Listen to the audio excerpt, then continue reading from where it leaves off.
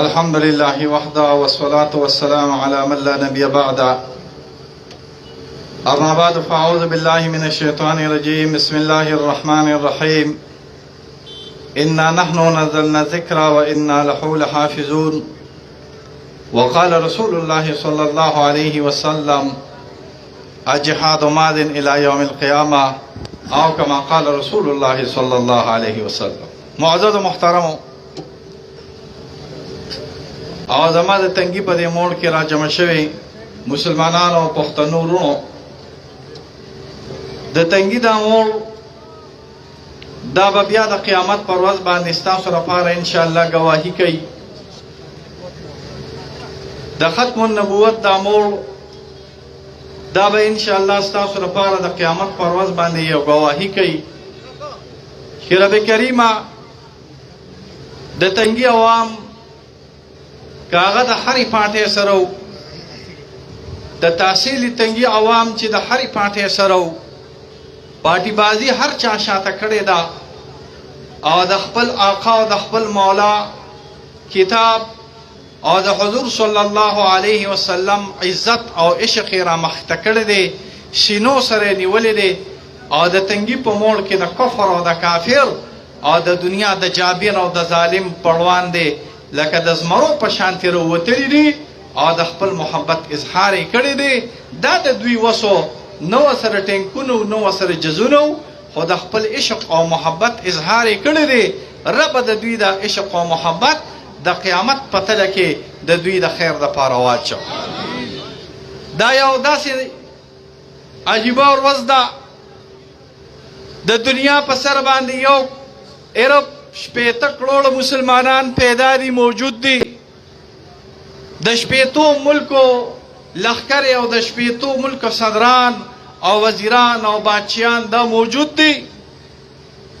د یو کتاب چې یو ارب او 80 کروڑ اسپیان وي، د یو کتاب چې 80 وزیران او 80 صدران او 80 کنګان وي او 80 لخکر د هغه شاته ولاړې وي او بیا هم کافر را پاسي په خپل علاقه کې، په خپل ملک کې، په خپلو وطنونو کې د دغه کتاب بې عزتي کوي، د دغه کتاب شلول کوي، د دغه کتاب سوځول کوي، د دغه کتاب د خپو د لاندې راوستل کوي. دا زما د یو ارب او 80 کروڑ مسلمانانو دپاره د مرګ مقام راغلی دی، د شرم مقام راغلی دی، د افسوس مقام راغلی دی. رب کریمه داسې ورځ ته زه پاتې شوم، رب کریمه داسې ورځ په ما باندې راله. یا رب کریمه د ځمکې په سر باندې ستا کتاب سوځولی کېږي، یا رب کریمه د ځمکې په سر باندې ستا کتاب باندې پټرول اچولی کېږي. رب کریمه د ځمکې په سر باندې ستا کتاب د بوټانو د سپلو د لاندې کېږي. یا رب کریمه دا غریب دا بېکسه مسلمان طاقت ورکې رب کریمه، زور ولا ورکې رب کریمه، طاقت ولا ورکې رب کریمه. مونږ د بېکسۍ اعلان کوو، خو دا بېکسي به الله تعالی یو ورځ په زور باندې بدله کي، دا به رب په طاقت باندې بدله کي. دا مو وایه که امریکنی، که جاپانی، که جرمنی، که سویډن والے، که ډنمارک والے، که لندن کې اوسې او که د نیویارک په محلونو کې اوسې، دا مو وایه چې زه به د الله کتاب وسوځم او دا بولیان او قاریان او دا عام مسلمانان دا به داسې ویني او د دې به رد عمل نه راځي. د دې به ډېر خطرناک رد عمل راځي. دا یاد ساتئ. تاسو بیا ګیلې کوئ، ستاسو بین الاقوامي بیډیا بیا ګیلې کوي، ستا په جنیوا کانفرنس کې او ستا په UN کې بیا قرارداد پیش کېږي چې مسلمان دهشتګرد دی، ټیررست دی، په جرمني کې دماکه کوي، په فرانس کې دماکه کوي. ولې به په فرانس کې دماکه نه کېږي؟ ولې به په جرمني کې دماکه نه کېږي؟ ولې به ستا په پارلیمنټ باندې څوک نه ورځي؟ ته د الله د کتاب بې عزتي کوې. ستا د الله د کتاب د بې عزتۍ د وجې نه ستا د پارلیمنټ په بې عزتي کېږي، ستا د قانون په بې عزتي کېږي، ستا د هرې ادارې په بې عزتي کېږي. ته د الله د کتاب د بې عزتۍ نه په امان شه. دا موږ ټول یورپ ته دا چیلنج ورکوو. دا مو وایه چې مسلمان بې کسه دی او بې کسبه و. بې کسه ځکه و بې کسه ځکه و چې مشران مې دلګان دي. بېشک بې کسه ځکه و چې مشران مې بې غیرته دي. بې کسه ځکه و چې اسلام آباد کې دلګان ناست دي. بې کسه ځکه و بې کسه ځکه و چې د اسلام آباد په تخت باندې یو ډله کیني بل د باسي. بې کسه ځکه و چې په دمشق او په قاهره باندې یو ډله کیني بل باسي. بې کسه ځکه و چې په ریاض کې هسې د لیګو د خینګو والا ناست دي. بې کسه ځکه و چې دوبۍ د ډالرو ډکه ده. بې کسه ځکه و بحرین د ډالرو ډک دی. بې کسه ځکه و کویت د ډالرو ډک دی. خو یو د مسلمان دوی پکې نشته، یو د قرآن عاشق پکې نشته، یو د رسول الله صلی الله علیه وسلم عاشق پکې نشته. ځکه بې کسه راغلي. یاد ساتئ، دا یاد ساتئ، دا خبره یاد ساتئ. یو ورځ به راشي انشاءالله، یو ورځ به راشي، یو ورځ به راشي دا بې کسه به الله زورور کړي انشاءالله. دا به الله زورور کړي انشاءالله. یو ورځ به راشي دا به سره د قرآن نه ستا په نیویارک باندې دننه کېږي. دا به سره د قرآن نه ستا په جرمني دننه کېږي. دا به سره د قرآن نه ستا په لندن دننه کېږي. دا به سره د قرآن نه ستا په پیرس دننه کېږي. ویرېږه د دغه ورځې نه.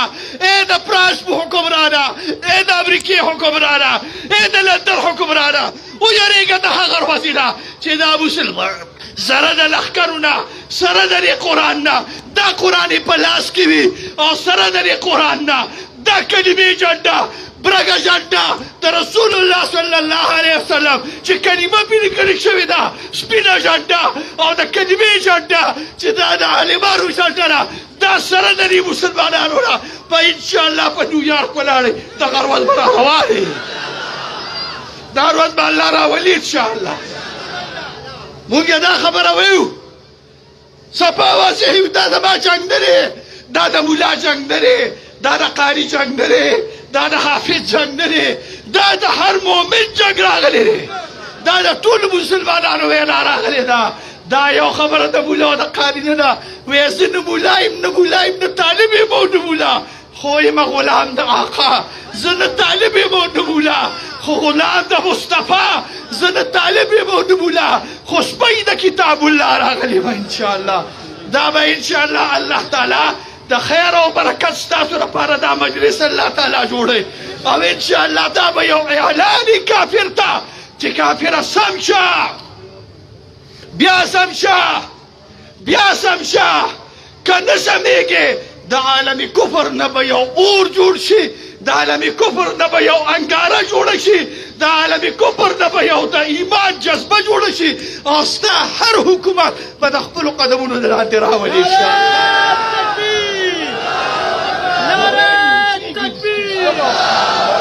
لبیک لبیک لبیک لبیک. حرمت قرآن پر، حرمت قرآن پر. موږ ستاسو د دې علاقې والا د ټولو ملګرو شکریه ادا کوو. دې کې پاټي بازي قطعا نشته. دا د آقا رسول الله صلی الله علیه وسلم د هر امتي د زړه اواز راغلی دی چې د قرآن دپاره به انشاءالله هر وخت کې د قربانۍ لپاره تیار. موږ یو څو مطالبې کوو د حکومت نه. یو مطالبه د حکومت نه دا راغلی ده چې د سویډن سفیر دی بلکل د ملک نه وشړي. د هغه ځای نه د خپل سفیر راغواړي. دا څنګه روشن خیالي ده؟ دا څنګه آزاد خیالي ده؟ دا څنګه تهذیب و تمدن دی چې د یو ارب شپېتو کروړو مسلمانانو په زړونو باندې ته چړې او ته ارې لګې او دې ته ته تهذیب یا او دې ته ته روشن خیالي وې. دا روشن خیالي نه ده، دا بهیمیت دی. دا روشن خیالي نه ده، دا جانوریت دی. دا روشن خیالي نه ده، دا زناوریت دی. د دې زناوریت او بهیمیت اعلان دا به انشاءالله په دې قرآن سره دا مسلمانان د کافر خلاف کوي. الله پاک هم خوشحاله که، شرونه پتونونه به الله په امان کې وساته، د دواړو جهانو خیرونه د الله درکه. مونږ مولیانو پر یو وخت چې تاسو روزئ، یاره نو تاسو د الله تعالی په دواړو جهانونو باندې خیرونه او برکتونه درکړي. زمونږ د مولیانو په یو خبره چې تاسو روزئ او دا ماحول او دا د هغه ځای نه دې ځای پورې دا مور ډک راغلی د ختم النبوت مور. تاسو دې الله تعالی په دواړو جهانه خوشحاله کړي. تاسو زمونږ بټي یې، تاسو زمونږ وزر یې، تاسو زمونږ رونه یې، تاسو سره مونږ خوشحاله ښکارو، تاسو باندې مونږ خوشحاله ښکارو. تاسو دې الله تعالی خوشحاله کړي، تاسو دې الله تعالی د هر قسمه تکلیف نه په امان کړي. مونږ ستاسو د ټولو شکریا ادا کوو، د دکاندارانو، د صدرارانو، د نور اکبر صاحب او دغه شان د ټولو ملګرو، د عالمي ختم نبوت والا د ټولو ملګرو دوستانو ستاسو شکریا ادا کوو. الله په دواړو جهانو باندې خوشحاله کړه، تکلیفونو مصیبتونو نه الله په امان کې وساته. روح الله ناظم صاحب دې شکریا ادا کوو. یا الله تعالی زمونږ دا ناسته او دا ولاړه په خپل دربار کې قبول او منظور کړي. یا الله موږ له طاقت راکړې، یا الله موږ له زور راکړې. یا الله چې ستا د دې کتاب بدل پر خپلو لاسو باندې والو، چې ستا د دې کتاب بدل پر خپلو مټو باندې والو. یا الله تعالی د دې مسلمانانو نه هغه د عمر صاحب، هغه د خالد ابن ولید، هغه د نور الدین زنګي، هغه د صلاح الدین ایوبي نه زمانې مسلمان جوړ کړي چې پاسي او دا څونه د یورپ هیوادونه او دا څونه د یورپ لوی مملکتونه چې دي دا د قرآن په رڼا سره روښانه کړي، دا د قرآن په فتح سره فتح کړي. او ولې الله مونږ کې راولې او بیا په دې ټول عالم کې راولې، او ولې مونږ دپاره هدایت ذریعه وګرځې، بیا د ټول عالم دپاره د هدایت ذریعه وګرځې. ستاسو ډېره مهرباني، ډېره شکریا. په دواړه جهانه خوشحاله اوسئ، اجر او بدلې د الله درکړه. مونږ مولیان درته دعا کوو او دا ستاسو د ایمان اظهار دی، نه په مولا باندې څه احسان دی، نه په قاري احسان دی، رب سره کار دی او د رب سره دا کار دی الله تعالی برابر کا. وصلی الله علی خیر خلقه محمد و آله و اصحابه.